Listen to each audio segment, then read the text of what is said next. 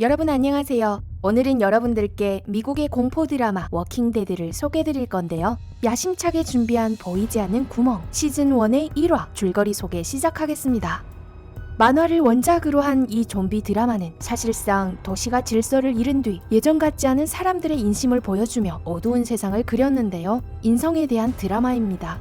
앞으로는 매 편의 줄거리 소개 뒤에 저의 개인적인 생각을 올릴 건데요. 여러분들의 생각도 댓글로 달아주세요. 바로 시즌1의 1화 보시죠. 주인공이 등장하는데요. 바로 부경장 릭. 그에게는 좋은 파트너인 쉐인이 있습니다. 차 안에서 대화를 나누고 있는 그들. 릭에게 아내가 있는 것을 알 수 있는데요. 부부관계가 썩 좋지 않아 매일 다툼이 끊이질 않는다네요. 이때 무전기에서 죄수들이 탈출했다는 소식이 들려옵니다. 릭과 쉐인은 바로 현장에 지원 나가고 죄수들의 차는 그들이 설치한 덫에 걸려 차가 뒤집어졌지만 투항은커녕 총을 쏘며 공격해옵니다. 다른 경찰들은 차 뒤에서 소심하게 반격하지만 앞장서서 죄수들과 대치하던 릭은 현장에서 두 놈을 죽이는데 차 안에 있던 다른 한 죄수가 몰래 기어 나오더니 릭을 습격해 등에 총을 맞는 릭. 쉐인은 바로 그를 병원에 호송했는데요. 혼수 상태에서 쉐인이 꽃을 들고 병문안 온 것 같았는데 정신을 차려보니 쉐인이 보내온 꽃은 시들어버린 지 오래고 병실을 나와보니 병원에는 사람 하나 없었는데 벽에 깊게 파인 총알 자국과 혈흔은 싸움의 흔적을 고스란히 보여줍니다. 한 문 앞에 도착한 릭은 죽은 사람이 있으니 절대 문을 열지 말라는 글을 보게 됩니다. 대체 무슨 상황인 걸까요? 이때 갑자기 잠긴 문이 흔들리더니 문틈으로 사람의 손이 나오자 깜짝 놀란 릭은 걸음아 날 살려라 하고 캄캄한 비상 계단으로 탈출을 시도합니다. 미약한 성냥 불빛에 의거해 겨우 병원을 탈출하는 데 성공한 릭. 그런데 병원을 나섰더니 눈앞에 보여지는 것은 상상도 못할 시체더미였는데 계속하여 탈출하는 릭. 하반신이 실종된 시체가 바닥에서 움직이며 기어다니고 릭은 두려움을 느끼며 황급히 집으로 달려가 봅니다. 아내와 아들의 그림자조차 보이지 않자 철저한 멘붕 상태에 빠진 릭은 지금이 현실인지조차 의심하게 되고 슬픔에 잠겨 길가에 앉아있는데 갑자기 한 아이에 맞아 쓰러집니다. 아이 아빠 모건은 릭의 몸에 난 상처에 대해 말하지 않으면 쏴 죽이겠다 협박까지 하는데 릭은 이상함을 느꼈지만 이내 정신을 잃습니다. 다시 정신을 차려보니 침대에 손발이 꽁꽁 묶여있는 릭. 총상에 대해 사실대로 말하자 모건은 릭을 풀어줍니다. 대화 중 릭은 이 세상과 탈선해 현재 발생되고 있는 일을 전혀 모르고 있는 눈치인데요. 모건은 그제야 밖에 돌아다니는 시체가 좀비이며 좀비에 물리기만 하면 온몸에 열이 나다 죽는데 죽은 후 다시 부활해 좀비가 된다 말합니다. 모건이 릭의 몸에 난 상처에 대해 민감하게 반응한 이유를 알겠네요. 이때 밖에서 도난 방지 사이렌 소리가 들려 창밖을 내다보는 일행. 모건 아들은 익숙한 얼굴을 보고 큰 소리로 웁니다.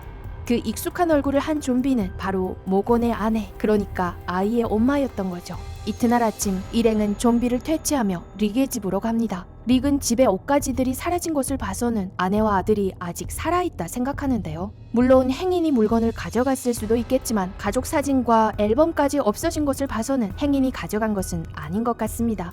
모건은 라디오가 멈추기 전 애틀란타로 가면 피난처가 있다 말했다며 그곳에는 CDC가 있어 어쩌면 좀비들을 치료할지도 모른다 말하자 릭은 키를 가지고 경찰서로 가 경찰복으로 환복하고 이어 원격 사격총을 모건에게 건네주며 아내와 아들을 찾으러 가고자 모건 부자와 작별 인사를 합니다. 출발 전 매일 새벽이면 무전기를 켤 테니 그때 연락을 취하자 말하며 무전기를 모건에게 건네주는 릭. 둘은 각자 갈 길을 떠납니다. 한편 집으로 돌아와 사격총을 고정시켜놓고 2층에서 좀비들을 사격하기 시작하던 모건은 좀비화된 자신의 아내를 보게 되지만 차마 총을 쏘지 못하는데요.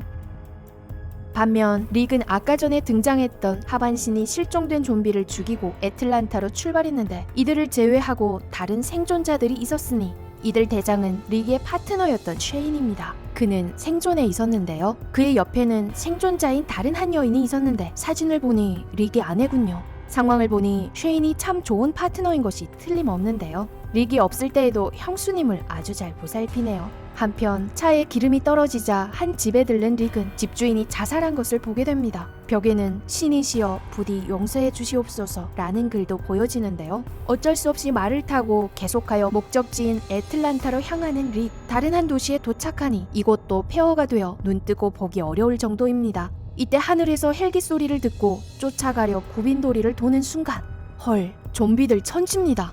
그들은 미친 듯이 릭에 달려드는데 불쌍한 말은 결국 좀비들에 의해 사지가 찢겨져 죽고 좀비에 둘러싸인 릭은 갈 곳이 없자 탱크 밑으로 숨어 들어갔는데 다행히 구멍이 있어 탱크 안으로 들어갈 수 있었습니다. 그런데 숨도 돌리기 전에 옆에 있던 시체가 움직이자 놀란 릭은 바로 쏴 죽입니다.